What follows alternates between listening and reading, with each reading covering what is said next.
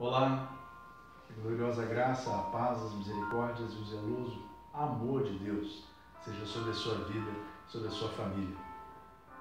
Estamos na Páscoa. E ontem compartilhamos sobre o último dia antes da crucificação de Jesus, era uma quinta-feira. Hoje estamos nos separando para meditar e celebrar a crucificação do Senhor Jesus. Naquela época em que eles celebravam a Páscoa, na sexta-feira foi o período em que Jesus foi crucificado. Logo após ele ter sido entregue pelo traidor Judas, os soldados então o levaram até Anás, que o entregou ao sacerdote Caifás. Caifás então reúne os líderes religiosos e os mestres da lei em sua casa, e ali eles começam a maquinar contra Jesus, buscando um depoimento falso para poder incriminá-lo à morte. Mas eles não encontraram esse depoimento falso. Então eles tiveram que tentar buscar nas próprias palavras, no testemunho, nos depoimentos de Jesus Cristo acerca de si mesmo.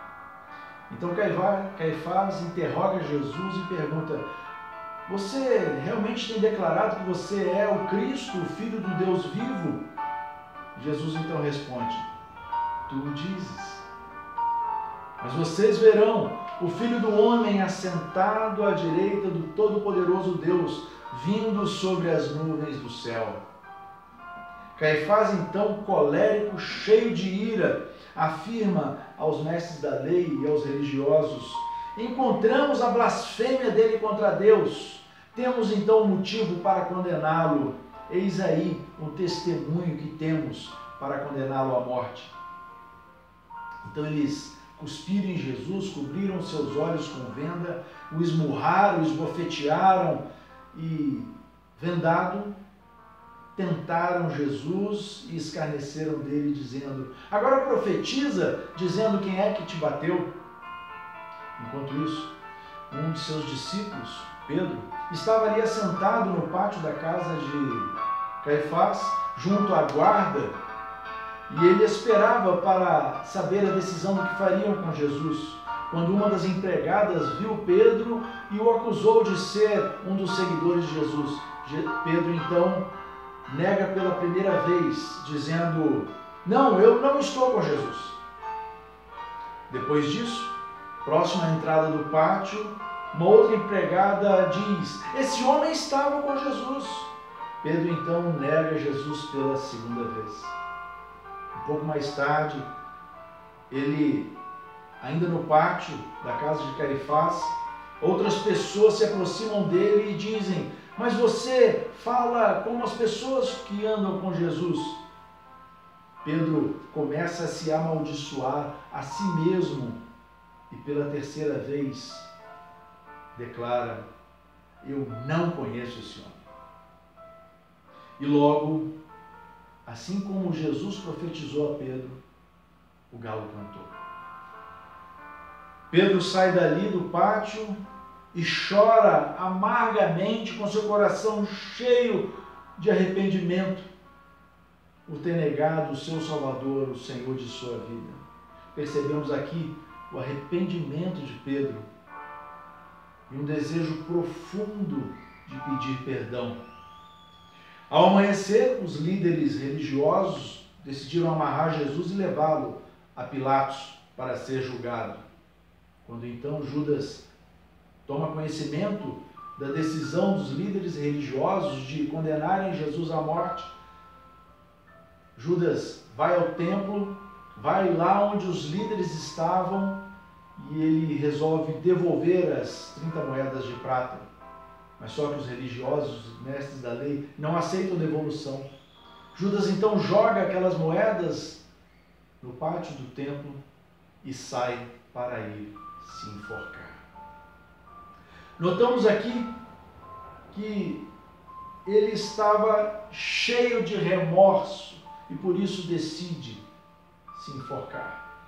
um sentimento diferente do sentimento de Pedro. Judas o traiu, sim. Pedro o negou, sim. Mas Pedro se arrependeu. Judas não. Ele só sentiu a dor do remorso. Estando Jesus então diante do governador Pilatos, foi interrogado pelo governador quando Pilatos pergunta: você tem declarado ser o rei dos judeus? Jesus então responde: tu o dizes. Mas o meu reino não é desse mundo. Jesus não se defende de acusação nenhuma feita pelos religiosos. Isso traz espanto por parte de Pilatos. Pilatos não encontrou nele motivo nenhum pelas acusações feitas por ele, pelos religiosos a ele. Pilatos não encontrou motivo para condená-lo. Sabendo então que Jesus era da Galileia, jurisdição de Herodes, Pilatos envia Jesus para ser julgado por Herodes, que também estava em Jerusalém, tentando, portanto, se livrar de ter que tomar a decisão de condenar Jesus. Posto diante de Herodes, Jesus foi interrogado por ele, mas Jesus não falou palavra alguma para se defender. Herodes e seus soldados, então, vestem Jesus com uma capa luxuosa, zombam de Jesus e o tratam com desprezo.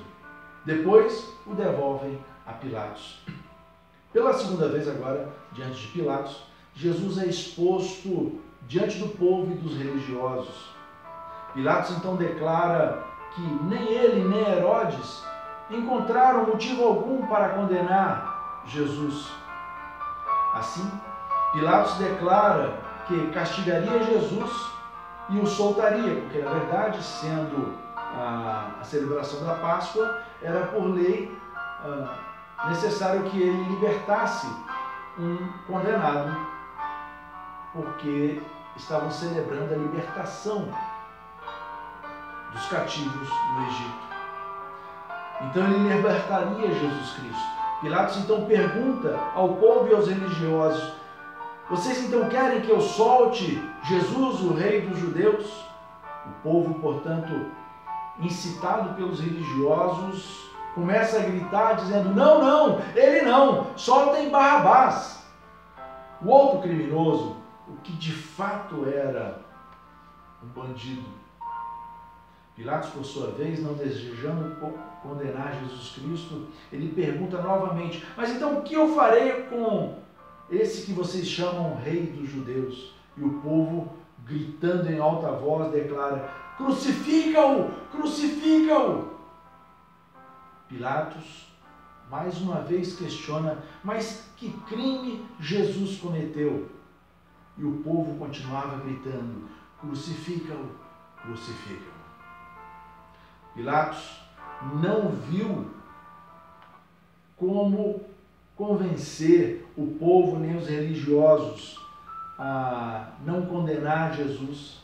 Não havia como parar aquela murmuração do povo e eles estavam cada vez mais irados e coléricos. Então Pilatos chama seus auxiliares, manda que tragam água para ele. Ele lava as suas mãos e declara: eu não sou responsável pela morte desse homem. A responsabilidade está sobre as mãos de vocês. Percebemos aqui a omissão de Pilatos. Ele não se posiciona ao lado, a favor de Jesus, mas ao contrário, ele favorece a crucificação. Interessante que Pilatos aqui toma a decisão de ser o que chamamos de politicamente correto, que é agradar a todos para se manter um líder, um governante. Triste. Decisões como essas, dos politicamente corretos, ele não ficou com Jesus. Então Pilatos manda açoitar Jesus e o entregou para ser crucificado. Nesse momento do açoites, os soldados colocaram sobre a cabeça de Jesus uma coroa de espinhos, bateram muito nele, chicotearam e o chicote usado na época tinha filetes de couro e na ponta peças metálicas como ganchos que cravavam na carne e quando era puxado arrancava pedaços de pele. Quanto sofrimento Jesus passou. Levando sua própria cruz para o Gólgota, Jesus foi conduzido até aquele lugar de crucificação. Cerca das 9 horas da manhã, o crucificaram no Gólgota. Crucificaram também, juntamente com ele, 2 homens, 2 malfeitores, 2 terríveis criminosos. Um à sua direita, outro à sua esquerda. Um dos criminosos declara assim, e eu quero ler para vocês o que encontramos em Lucas capítulo 23, versículos 39 a 43. Um dos criminosos, dependurado ao lado de Jesus, zombava dele, dizendo: então você é o Cristo? Salve a si mesmo e a nós também. Mas o outro criminoso respondeu: você não teme a Deus nem mesmo ao ser condenado à morte? Nós merecemos morrer, porque somos criminosos. Nós praticamos crimes, mas este homem não cometeu mal algum. Então ele disse a Jesus: Senhor Jesus, lembre-te de mim quando entrares no seu reino. E Jesus lhe declarou: eu lhe asseguro que hoje mesmo você estará comigo no paraíso. Glórias a Deus! Porque mesmo sendo crucificado, mesmo sendo tão maltratado, Jesus continua amando as pessoas. Ainda há solução para nós. Jesus nos ama e por isso ele se entregou à morte de cruz. Louvado seja o Senhor. Assim como aquele criminoso, nós também que somos pecadores, precisamos de Jesus. Assim como aquele criminoso, nós também, como pecadores, merecemos a condenação. Mas, assim como aquele pecador que estava na cruz, também recebe o perdão de Jesus, eu e vocês também receberemos o perdão do Senhor Jesus, na medida que nós nos arrependamos de nossos pecados e nos acheguemos a Jesus e clamemos por Jesus, a Jesus para que perdoe os nossos pecados e nos leve para o seu reino. Amados, assim como Jesus atendeu o clamor daquele criminoso que estava ali ao seu lado, numa outra cruz, Jesus também atende ao seu clamor e ao meu clamor. Jesus quer que eu e vocês sejamos abençoados. Jesus atende o clamor do nosso arrependimento. Jesus atende ao clamor do nosso pedido de perdão. Jesus atende ao clamor da nossa conversão a Ele. Jesus atende ao clamor para que nós possamos nos achegar a Ele, nos achegar a Deus. Jesus atende o nosso clamor e perdoa os nossos pecados e nos religa ao Senhor. Nós queremos glorificar a Deus por tudo que Ele faz, o que Ele fez, o que Ele há de fazer. Quero continuar pensando junto com vocês, porque naquele momento, quase ao meio-dia, toda a terra se fez treva. O sol parou de brilhar. E fez treva até às 15 horas, até às 3 horas da tarde. Quando então, às 3 horas da tarde, cerca das 3 horas, Jesus declara Tetelestai, quer dizer, está quitado, está consumado, está pago o preço pelos pecados de toda a humanidade.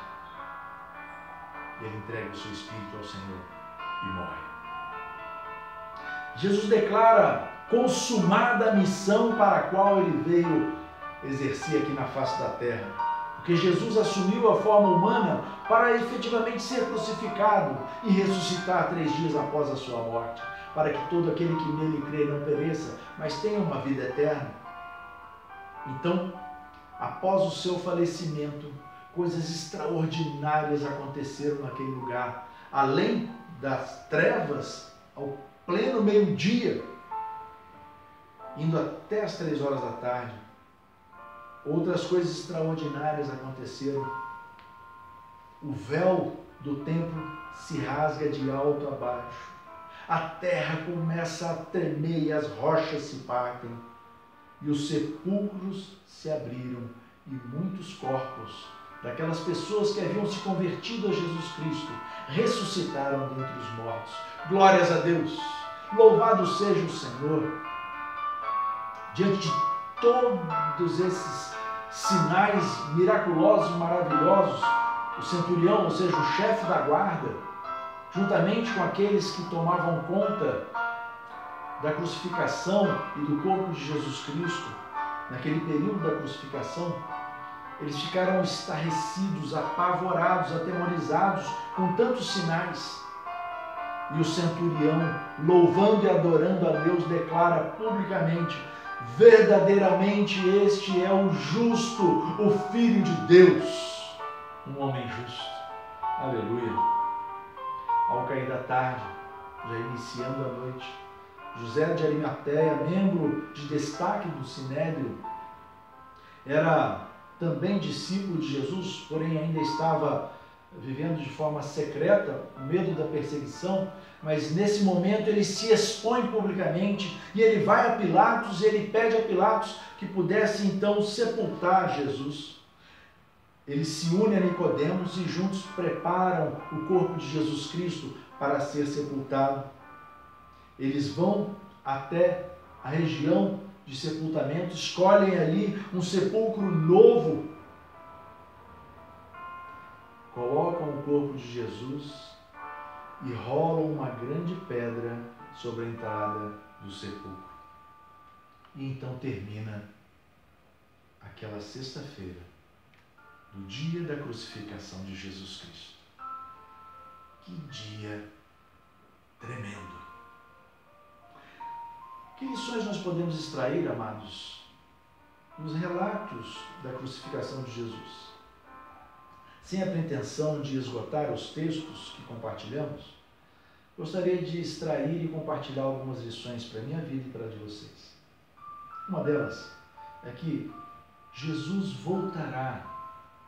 E nesse segundo advento de Jesus Cristo, ele vai julgar toda a humanidade e estabelecer o juízo final e resgatar para si a igreja dele, que é composta de todas as pessoas que nele creem, todas as pessoas que o aceitam como Salvador e Senhor de suas vidas. Outra lição que podemos compartilhar é que assim como Pedro fez, muito embora tenha negado Jesus e por 3 vezes, nós precisamos nos arrepender de nossos pecados. Não basta sentir remorso pelos nossos erros, assim como Judas, mas precisamos nos arrepender, nos humilhar, confessar os pecados e pedir perdão ao Senhor Jesus Cristo. Nós precisamos nos posicionar diante de Jesus, precisamos sair da nossa zona de conforto e sermos testemunhas fiéis a todas as pessoas com as quais nos relacionamos, a começar pelo nosso lar. Precisamos crer em Jesus e testemunhar, falando da sua mensagem de amor e de salvação. Outra mensagem que compartilhamos é que assim como Jesus fez com aquele homem que estava crucificado ao seu lado, ele também quer fazer comigo e com você. Aquele homem se arrependeu de seus pecados e ele declarou: ó Jesus, me leve para o teu reino. Eu e vocês precisamos reconhecer que também somos pecadores, confessarmos os nossos pecados e pedimos ao Senhor que nos leve para o seu reino e que Ele assuma o governo das nossas vidas aqui na face da terra, e precisamos segui-lo de todo o nosso coração. Não menos importante, necessário é que todos nós percebamos que essas coisas maravilhosas que Jesus fez, elas garantem para mim e para vocês que nós possamos viver com Deus lá no céu após a nossa morte. Queridos, porque Jesus Cristo venceu a morte, nós também venceremos herdando a vida eterna. Jesus derramou o sangue dele, sacrificando a si mesmo, para que todo aquele que nele crer e pedir perdão a ele, tenha seus pecados lavados e remidos pelo sangue de Jesus Cristo. Por fim, lembremos que Jesus não ficou morto, mas ele ressuscitou dentre os mortos no domingo.